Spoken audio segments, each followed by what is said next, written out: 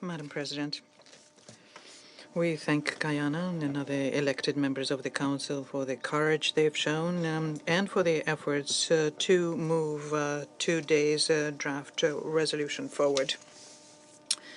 We supported the document and we pay tribute to those responsible members of the Council who, just like us, understand that there's a need to have the speediest and unconditional ceasefire in Gaza as a gauge for general stabilization in the region. And now I would like my colleagues to listen very carefully to the following part of my statement. And once I finish, I'll explain why. It is shocking that the U.S. has vetoed an effort to save the lives of Palestinians and Israelis, though perhaps we shouldn't be surprised about it. For months, the United States has obstructed and obfuscated, standing in the way of the Council action to address the catastrophic situation in Gaza and playing on one side of the conflict to advance its own political objectives at the expense of Palestinian lives. Today, the Council would have come together to call for a comprehensive ceasefire, protection of civilians, and solution to the whole complex of humanitarian problems faced by the Palestinians. The U.S. claims it is in the interest of the regions, but votes against a resolution supported by the majority of regional countries, and which would have passed for the benefit of the region. We could have demanded today an immediate, unconditional, and sustainable ceasefire in Gaza, as well as an immediate and unconditional release of all hostages. It is unconscionable that the U.S. would cynically stand in the way of demanding such actions to save lives in the world's worst humanitarian crisis. We do not need to be lectured by the United States on hypocrisy. Hypocrisy is what they exhibit every day in different conflicts, not respecting state sovereignty and shamelessly imposing their own rules and interfering in their internal affairs. As a result, tens of thousands of civilian lives have been lost. We are watching the situation closely and will continue to call out abuses and those who are responsible, particularly the United States.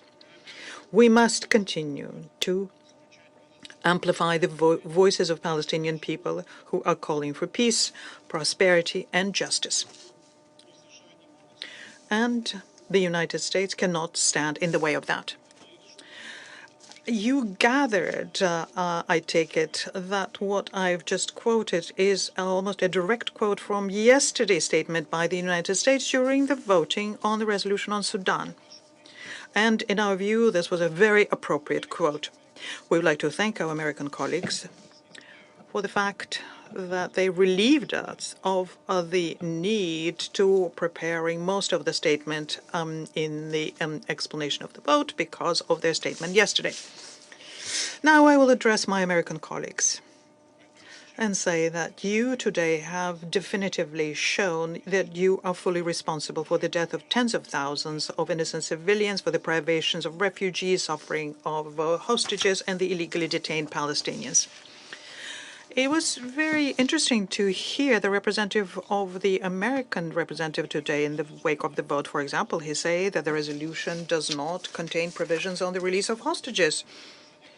Well, it does contain such a provision. Perhaps the U.S. representative should read through the resolution before voting against it. He also stated that the resolution does not have a condemnation of the attack on the 7th of October. I would like to remind our American colleagues here that it was the United States who, on the 18th of October 2023, vetoed a Security Council resolution which condemned a condemnation of the 7th of October attack. The United States positioned themselves as a key partner, not just for Israel, but also for the Arab states. But they vote against resolutions who are in the interest of all of the Arabs and supported by the Arabs themselves. If the draft had been passed, we could have demanded that Israel end its deadly attacks in Gaza, in the West Bank, that it rein in its continued aggression against Lebanon and Syria. We could have sent a very clear signal to the parties to end violence and move on to the political and diplomatic settlement of the Palestinian issue. But the cold and cynical opposition by the United States to the simple demand on behalf of the Council to save human lives is an unconscionable and inhumane act. We have no doubt that the Israelis themselves are interested in ending the spiral of violence, and we categorically reject attempts to present the events on the 7th of October of 2023 as the starting point for the bloody events in the region now. The reasons for that are much deeper, and they have to do with a very old historic injustice where one side was given the opportunity to create their own state, and others have been consistently denied the exact same right.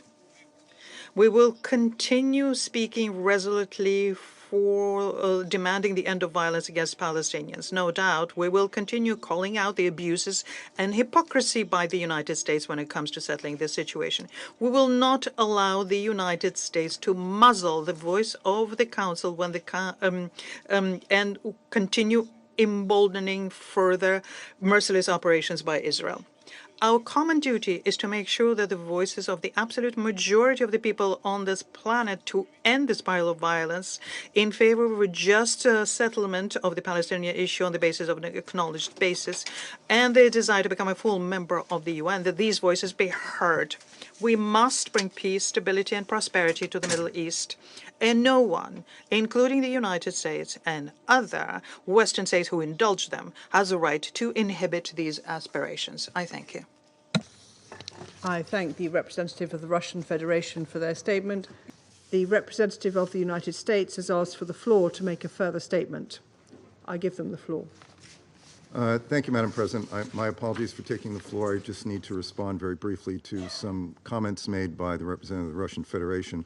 Let me just say, as I've said many times, Russia is in no position to single out any state for being responsible for the deaths and killings of civilians when every day it is raining down hundreds of missiles, bombs, and UAVs on the people of Ukraine, conducting some of the most savage and barbaric attacks seen in Europe since World War II. We will continue to remind the world of this barbarity, carried out by a permanent member of the Security Council in blatant violation of the UN Charter. So, Madam President, I would say to my Russian colleague that he should think twice before accusing anyone of hypocrisy. Thank you. I thank the representative of the United States for their statement. The representative of the Russian Federation has asked for the floor to make a further statement. I give them the floor. Madam President, I'll be brief. I have a rhetorical question to the American representative. You don't have to answer. Do you have any other narrative apart from the one that he has delivered today? When we hear what he's saying, we get the impression that we're watching Groundhog Day, the movie. Groundhog Day.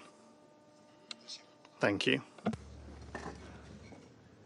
I thank the representative of the Russian Federation for their statement.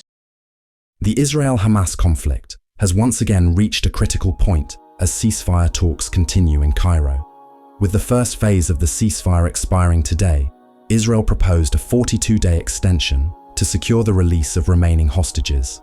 However, Hamas rejected the plan, demanding Israel stick to the agreed terms of a permanent ceasefire, including troop withdrawal from Gaza. Amid these tense negotiations, Russia has taken a bold stance at the United Nations, publicly humiliating the US over its repeated vetoes of ceasefire resolutions.